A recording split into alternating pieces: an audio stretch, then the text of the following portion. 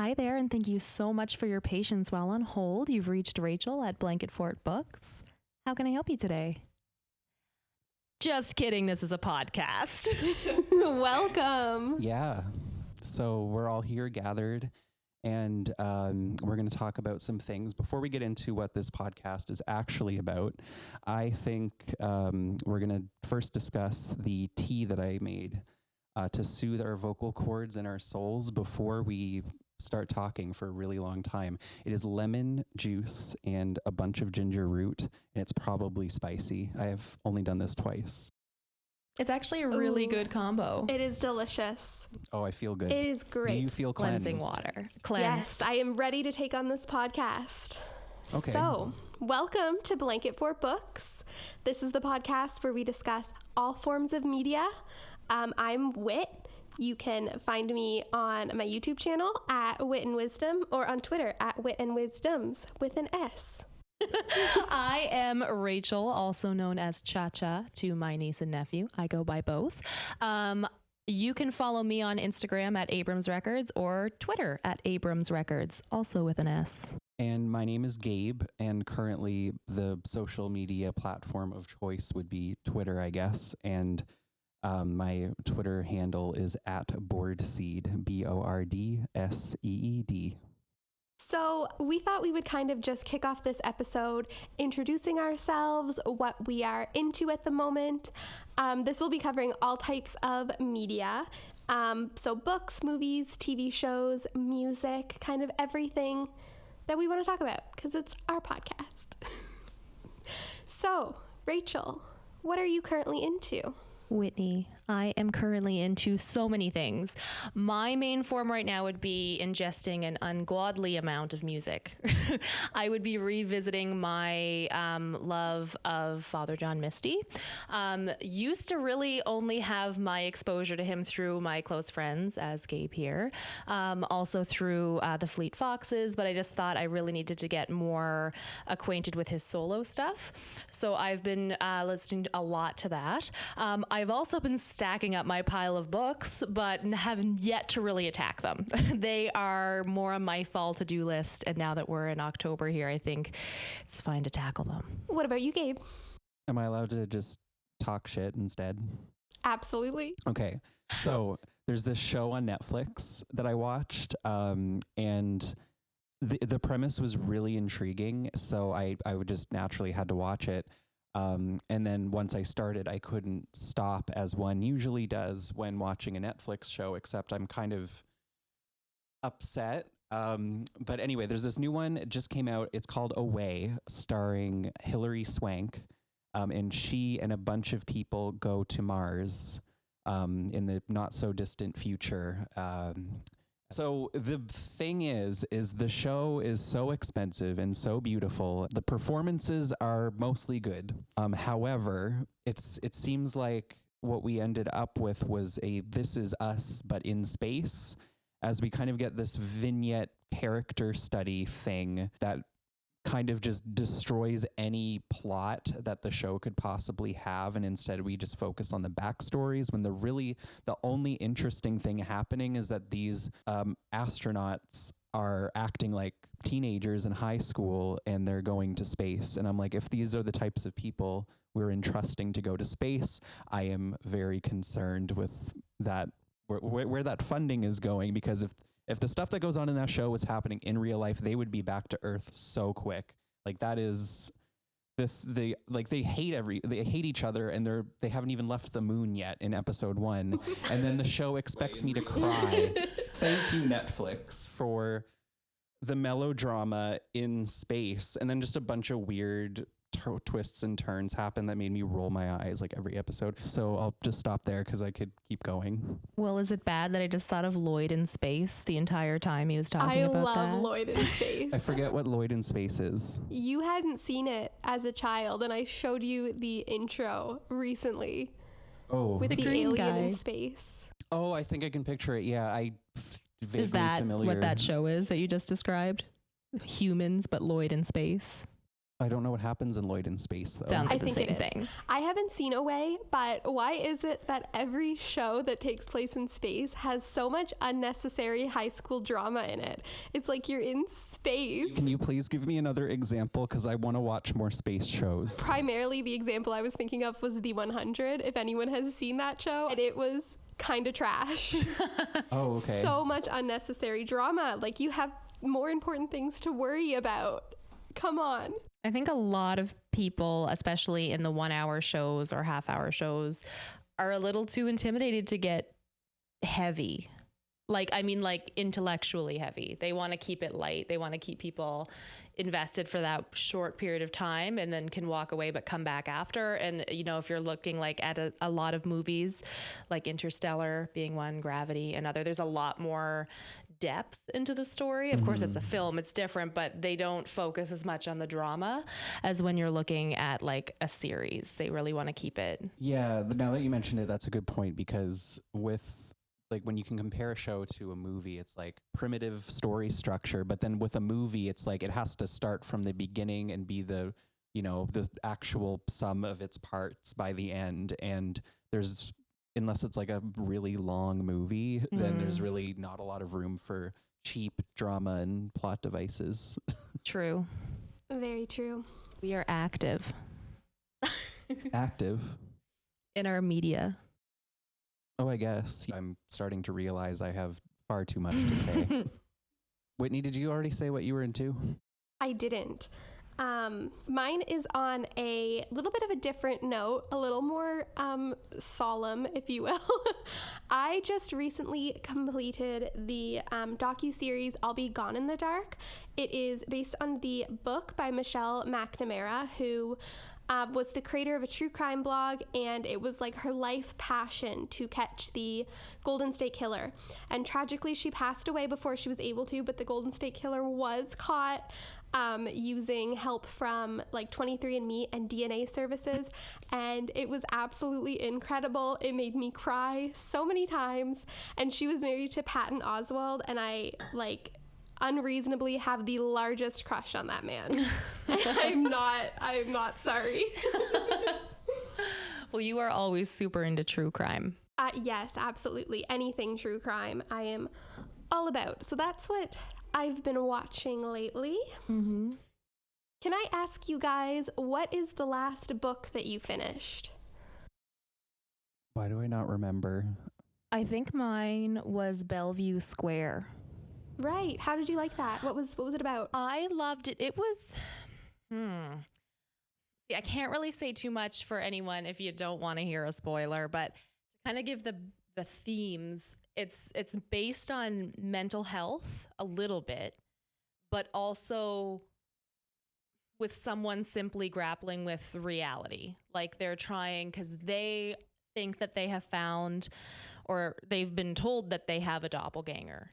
And she's like, nope, never seen that person. And then she's like, well, maybe I do have one. So she starts to go on this quest to find the doppelganger. And she makes friends, and she has her whole world outside of her family and her work to try to find this. And it comes to a point where she's unaware if what she's experiencing is real or if it's like a mental breakdown kind of a thing. Ooh. And it's confusing, and I'm not quite sure the ending was what I wanted, but it was interesting. We'll say that. If you had to rate it out of 5, what would you rate it? Probably like a 3. 3? And I'd say that Solid. because I wanted to finish it. Mm-hmm. It was a page turner. Wasn't what I wanted it to be. And I don't know, there's a little bit in character development outside of the main character that I found it really lacked in. It was, so yeah, I would have to give it a 3. Nice. What about you, Gabe? I did just remember what book I read. Like, I had listened to the audiobook of Lily Allen's memoir called My Thoughts Exactly. Her memoir was actually quite good. I mean, just to, I guess for context, like I absolutely stan Lily Allen, period. Like she is just so wonderful to me, and I love all of her music, and it just serves me great comfort to listen to her music, and I've carried it through my life for years. And I saw her live, and it was just great and life-changing. I wish I could have a conversation with her. But the actual memoir itself, it was very enlightening, because I feel like you can't get a lot of what she told from her Wikipedia page. Like, she's pretty much like a Kardashian in the views of the people in the UK. And like over here, I'm just like, I don't get it. Like, and the book explains it. One part, it's really because just one day when she started to blow up, after like she posted her music on MySpace, when she finally like released her first album, and an interviewer asked her like, what are you going to do to celebrate? And as a joke, because she has a sense of humor, she was like, I'm just going to go snort a bunch of Coke and go party. And then from there, instead of a Lily Allen, released her album and she's, happy that it's successful, she then gets an article like written about her that's basically just like, Lily Allen, the cocaine addict, just released her album. Oh, no. And then from there, everyone just thought she was like really trashy and a mess, and her life wasn't perfect. And she goes on about that in great detail. But in that book, it really shows you just how like the media is absolutely garbage to real people, especially women that are like just starting to get be successful and have careers, because there's always going to be somebody there to try to tear them down. And when it's like a major publication doing it, it's very easy to just amass an army and paint somebody to be somebody they're not. And there's just a lot of twists and turns in that book. If there was anything I would prefer differently, like in that book, it might have been the organization of it, because as somebody that's been following her for a while, it was very easy for me to jump back and forth in this timeline and understand where everything kind of pieced together and what influenced what. But it's not told in like a linear format. And I think when I read a memoir, and the few that I have, I do appreciate chronological order. And I think with her story, it might have been beneficial to do that, or at least maybe have some segments together when they were actually just spread out in the book. But other than that, I thought it was very interesting to read. I loved that she read the audiobook. It was a great listen. What would you rate it out of 5? I'd probably give it a 4. Yeah, a 4. Awesome. I love a good memoir, and I especially love when the author narrates the audiobook themselves. Agreed. Yeah, it always makes for a better experience. What was the last book you read? The last book I completed was I Wish You All the Best by Mason Deaver. This was also as an audiobook. I've been I kind of fell into a pattern of only listening to young adult contemporary audiobooks, which is not my usual genre at all. However, this one was very hard-hitting. It deals with a young non-binary teen who comes out to their parents and is subsequently kicked out of the house. It was very, very emotional, and it's kind of them coming to terms with their identity and accepting themselves and also falling in love. And it was so cute and so pure, and also like very devastating and emotional, but I highly recommend. Amazing. What do you rate it? A 5. Awesome. And I don't say that lightly, but this was an incredible audiobook and an incredible story, and I feel like we definitely do not get enough non-binary protagonists. It's tragic. We need more queer literature. Definitely. And I just realized I lied. The last book I finished was actually I'll Give You the Sun. You just reminded me of that. And yes. I won't go into detail because I already talked about one, but I wept. Yes. It was so good. That's a book that I gave you because I read it like 6 years ago and I thought you would love it. It was so good. Yeah, see, young adult again, and that's nothing that I would ever gravitate towards, but it was really good. It was so also good. Queer. Yeah, and just read it. Everybody go read it.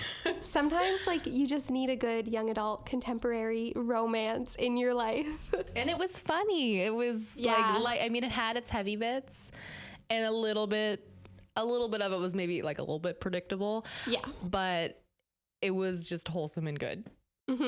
Absolutely. Okay, so now we're going to go into a segment that I think we're going to do at the end of every episode, and that is where I have picked a question in advance, and Gabe and Rachel have no idea what it is, so I am going to spring this on them, and they have to come up with an answer quickly and on the spot, so it's going to be a fun time.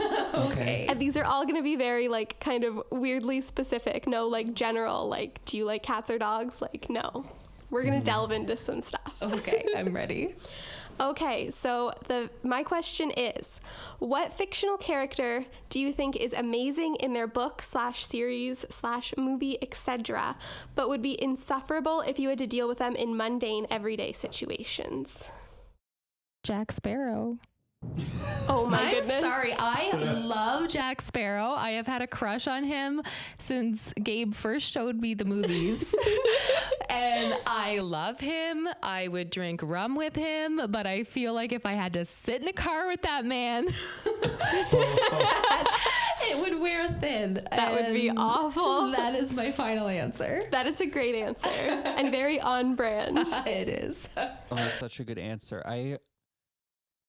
I'm just like completely drawing a blank as I usually would. I'm trying to remember somebody. I mean, I generally seem to find a lot of characters particularly disagreeable or frustrating in one way or another. And I'm just like, oh, I couldn't, if I was in that situation right now, I would just leave. Yeah. I would just leave. Well, I can tell you what answer I picked, and then you can have a second to think about it. I just need a second. Okay. Yeah. To be fair, I did have time to think about this, but I also did write this down right before the podcast. Mine is a little strange, but just hear me out. So I ended up picking Elle from Death Note. Oh my goodness. Okay, I really want to hear what you have to say. This is going to delay my thinking, but I really need to listen to this because this is going to be good. I think having a conversation with him would be absolutely insufferable, so annoying. He is super secretive. Everything is top secret. He second guesses everything presented to him. Like, I just imagined like going to a restaurant with him, and first of all, he would sit with his bare feet on the chair, and second of all, he would take 7 years to order because he wouldn't trust the wait staff, and so he would embarrassing. and he would be so suspicious of everything on the menu. So that's my answer. Oh, that's such a good answer. That is like so embarrassing. Holy shit. Yeah, I could not be friends with him. I love him as a character. I think he's amazing. Probably my favorite character in Death Note, but no, I don't want to hang out with him. Mm-hmm.